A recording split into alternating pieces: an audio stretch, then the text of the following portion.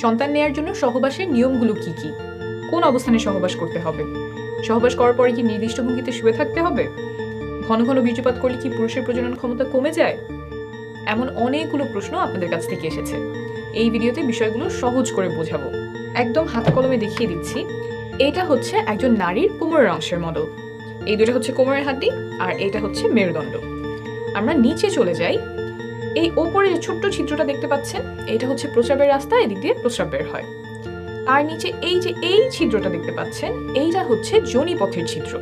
এখান দিয়ে মাসিকের রক্ত বের হয়, প্রসবের সময় এই রাস্তা দিয়েই বাচ্চা বের হয় এবং সহবাসের সময় এই রাস্তাতেই বীর্যপাত হয়। আর নিচে যেটা দেখতে পাচ্ছেন, এটা হচ্ছে পায়ুপথ, এখান দিয়ে মল বের হয়। এখন আমরা চলে আসি ভেতরে কি আছে। সবচেয়ে উপরের ছিদ্রটা ছিল প্রস্রাবের রাস্তা, তাই আমাদের প্রস্রাবের রাস্তার পেছনে আছে মূত্রথলি।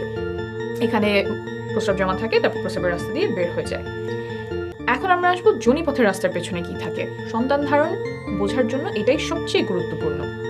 যোনিপথের পেছনে থাকে এই জিনিসটা, আস্তে আস্তে বোঝাই। এই যে দেখছেন ছিদ্রটা, এটাই হচ্ছে যোনিপথের ছিদ্র। এদিক দিয়ে রক্ত বের হয়, এদিক দিয়ে বীর্যপাত হয়, আবার এই রাস্তা দিয়েই বাচ্চা প্রসব হয়। তো এইখানে হচ্ছে আমাদের বীর্যপাতটা হয়। বীর্যপাত হওয়ার পরে শুক্রাণু এইখান থেকে চলে যায় জরায়ুতে। জরায়ুটা হচ্ছে এই জিনিসটা, এই যে এইটা হচ্ছে আমাদের জরায়ু। ভেতর থেকে কিরকম দেখা যায়, ভেতর থেকে এরকম দেখা যায়। আমি আরেকটা ভালো মডেলে এই যোনিপথ এবং জরায়ুটা দেখাচ্ছি। এই যে এটা একই, এই জায়গাটা, এইটা হচ্ছে আমাদের যোনিপথের ছিদ্র। এদিক দিয়ে মাসিকের রক্ত বের হবে। ভেতর থেকে যদি আসি, তাহলে এই যে এইখানে আমার যোনিপথের ছিদ্র, এইটা হচ্ছে যোনিপথ, আর এই যে এইটা হচ্ছে আমাদের জরায়ু। সহবাসের সময় এই জায়গাটাতে বীর্যপাত হয়। এইখান থেকে শুক্রাণু জরায়ুর মুখ এই পর্যন্ত পৌঁছাতে লাগে মাত্র কয়েক সেকেন্ড। এখন অনেকে আমাকে প্রশ্ন করেন যে সহবাসের পরে কতক্ষণ চিত হয়ে শুয়ে থাকতে হবে, পা উঁচু করে কতক্ষণ রাখতে হবে, কোমরের নিচে কয়টা বালিশ দিতে হবে, বা শুনেছি অমুক অবস্থানে সহবাস করতে হবে, কিন্তু ওই অবস্থানটা আমার কষ্টদায়ক হয়। এই যে যতগুলো কাজ বললাম, এই কাজগুলোর কোনোটা গর্ভধারণে বা সন্তান ধারণে উপকার করে এমন কোনো প্রমাণ নেই।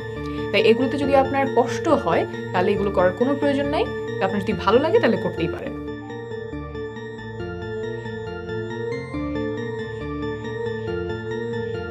তবে একটা কাজ আছে যেটা করলে গর্ভধারণে বা সন্তান ধারণে অনেক উপকার হয়, এটা প্রমাণিত। সেটা হলো সঠিক সময়ে সহবাস করা।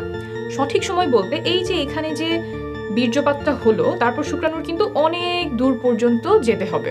শুধুমাত্র জরায়ুতে গেলেই হবে না, জরায়ুর পরেও আরো রাস্তা আছে, সেটা আমি দেখাচ্ছি। এই যোনিপথ পার হয়ে জরায়ু পার হয়ে নালী পর্যন্ত আসতে হয়। এই যে জরায়ুর দুই পাশে যে জিনিসটা দেখছেন, এইটাই ডিম্বাশয়। এইখানে ডিম্বাণু থাকে, তারপর ডিম ফুটে বের হয়ে নালীতে আসে। এইখানে এসে ডিম্বাণু শুক্রাণুর সাথে মিলিত হয়।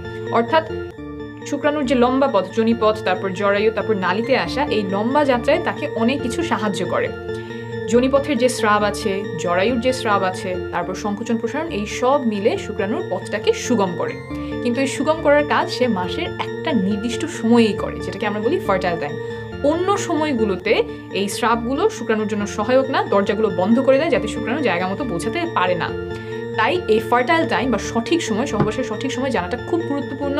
কিছু লক্ষণ আছে যা দেখে এই সময়টা খুব ভালোভাবে চিনতে পারা যায়। এটা নিয়ে আমি আলাদা একটা ভিডিও করেছি, আপনারা চাইলে দেখে নিতে পারেন। এখন আসি এমন একটা বিষয়ে যাতে সন্তান ধারণের ক্ষমতা কমে যাওয়ার সম্ভাবনা আছে।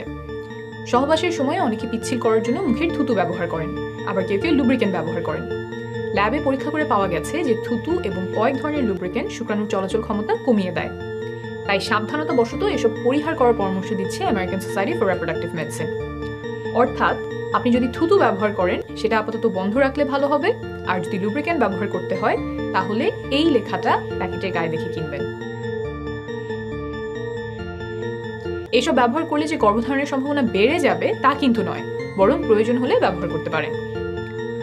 এখন বলি, ঘন ঘন বীর্যপাত করলে পুরুষের প্রজনন ক্ষমতা কমে যায় কিনা, সন্তান ধারণের জন্য কত ঘন ঘন সহবাস করা প্রয়োজন।